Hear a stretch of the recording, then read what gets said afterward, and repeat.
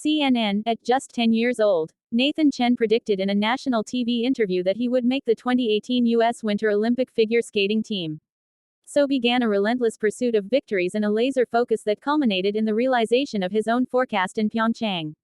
Yet as he prepares for his second Olympic outing in Beijing this month, Chen has discovered that the key to glory on the rink may, paradoxically, lie away from it.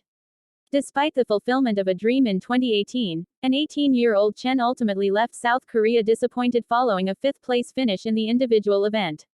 He won a bronze in the team event but was critical of his own contribution. In the 4 years since, Chen has gone from strength to strength, racking up 3 straight world championships and sealing a 6th consecutive U.S. title to arrive in Beijing as a favorite. It's been a run of form made all the more impressive by the simultaneous juggling of a statistics and data science degree at Yale, but this very balancing act could help guide the 22-year-old to an as yet elusive Olympic gold. Before, I really took it for granted and was like, hey, I'm just here to compete and here to win and that's all I want to focus on, Chen told CNN Sports Wire in January. A lot of being able to perform well is resulted upon being able to spend time off the rink and recovering, giving yourself the time to be a human and friend and fill the role that's not an athlete all the time.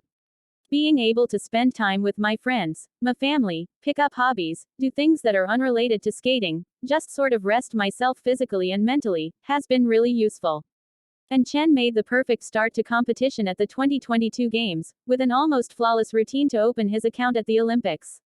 He landed 2 quads and a triple axel in his impressive first display, and when asked about the clean quads, Chen said they are often a hot or cold maneuver.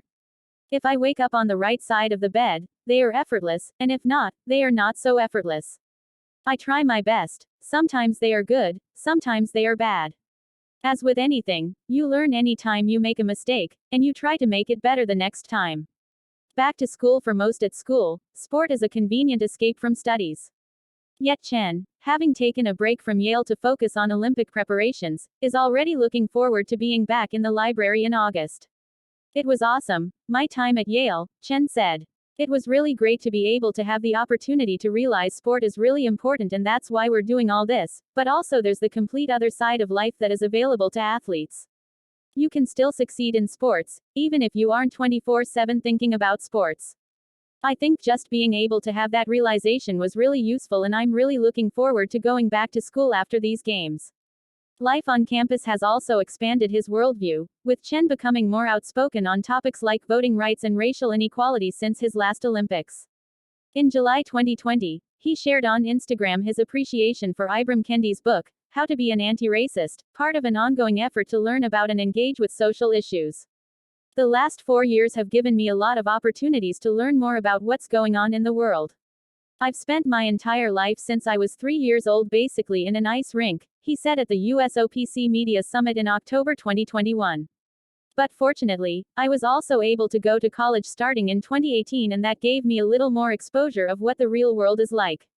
It's great to be able to at least figure out yourself and where you belong and how you can create whatever positive influence you can.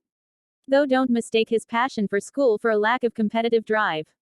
Having grown up in Salt Lake City, host of the 2002 Games, Olympic glory will mark the culmination of a life's ambition. This year's Games also hold an added personal element. Chen's parents were born in China before moving to the US around 30 years ago, and as a result, a Beijing Games just means that much more. It certainly means a lot to us knowing that's where my parents came from, Chen told Wire.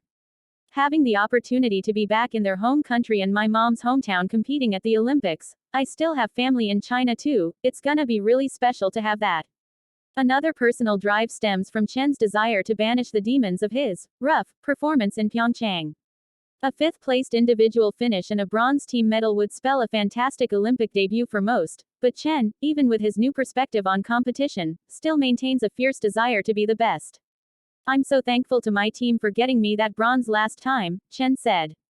I definitely didn't really pull my weight, so to be able to win my own individual medal after that would just mean the world to me. That's why I've been training so much over my life. That's why I come to the rink every single day and do what I need to do, so that I can have these opportunities to try my best.